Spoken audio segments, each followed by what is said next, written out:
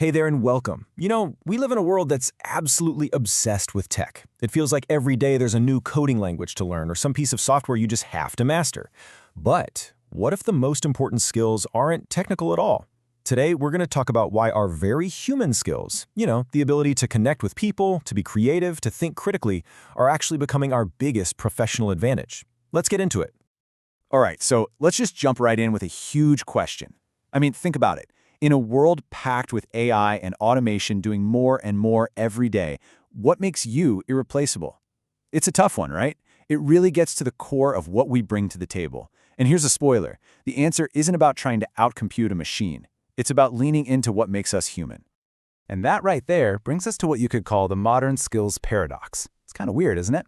On one side, all you hear about is the need for tech skills. But then when you look at what actually drives success, what leads to real, game-changing innovation, it's all these essential human skills. Things like great communication, empathy, and being able to work with a team.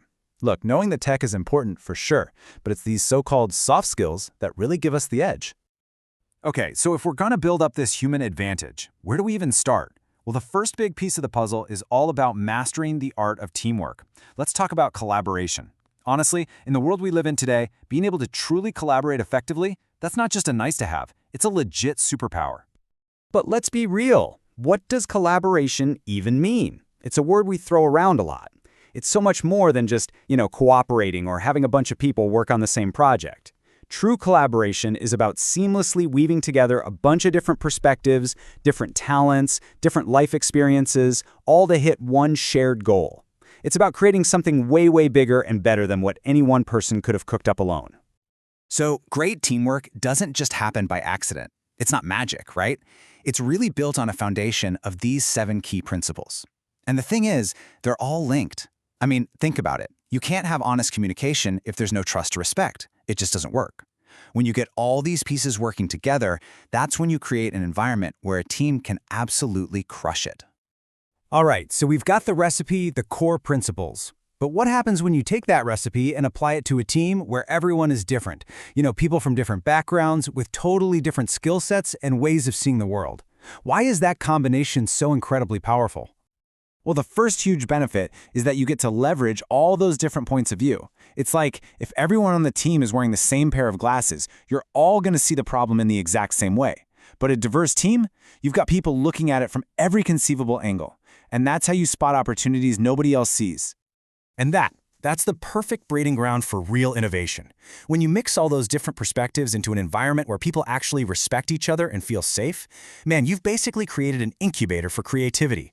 People aren't afraid to throw out wild ideas, to experiment, and, this is a big one, to fail. That's where breakthrough ideas are born. And you know what else happens? The very act of going through that process together, it builds these incredibly strong bonds.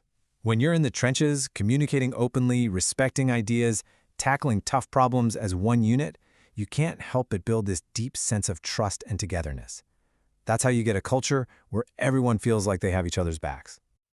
Okay, so we've covered the how to work together as a high-performing team. But that's only half the battle. We also need a way to make sure we're solving the right problems to begin with. And that's where we get into mastering a real problem-solving mindset. And for that, I want to introduce you to something called design thinking. Honestly, the best way to think about it is like a GPS for when you're totally lost. It's a method for solving problems that is completely centered on people. The big difference here is that you don't just jump straight to a solution. No. First, it forces you to deeply understand the people you're trying to help. And that simple shift, it changes everything. So it breaks down into these 5 stages. You'll start with empathy, really getting into your user's shoes. Then you define the actual problem. After that, you ideate, which is just a fancy word for brainstorming tons of ideas. Next, you prototype, build cheap, simple versions of your best ideas. And finally, you test them with real people. It's a whole cycle designed to make sure you're not just building something cool, you're building the right thing. Now, here's the most important part. This is not a straight line. You don't just go from step 1 to 5 and call it a day. The real magic of design thinking is that it's a loop. You might test a prototype and realize you totally misunderstood the problem, sending you all the way back to the empathy stage. You're constantly learning and refining. It's all about embracing the messiness and uncertainty, because that's where the really cool stuff comes from.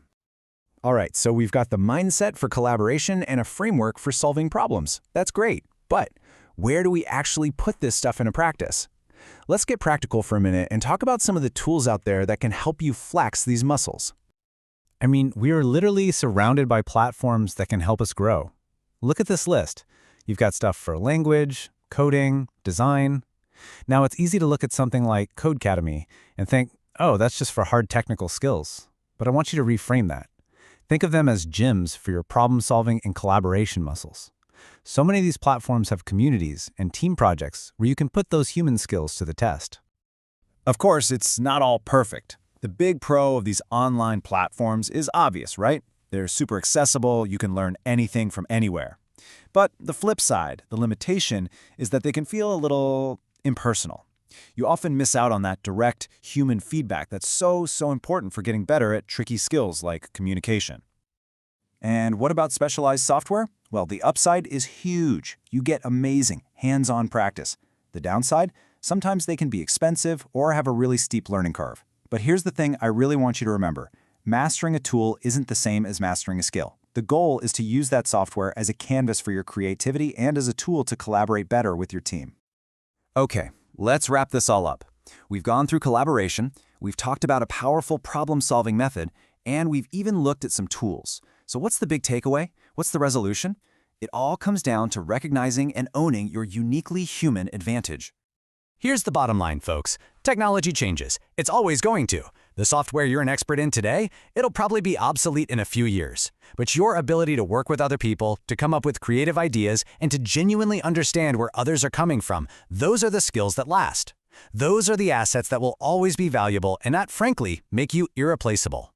So I'll leave you with one final question to chew on. The next time a huge, messy challenge drops on your plate, your gut reaction might be to ask, what new tool do I need? But I want you to stop and ask a different question. Is it time to upgrade the software, or is it time to upgrade my mindset?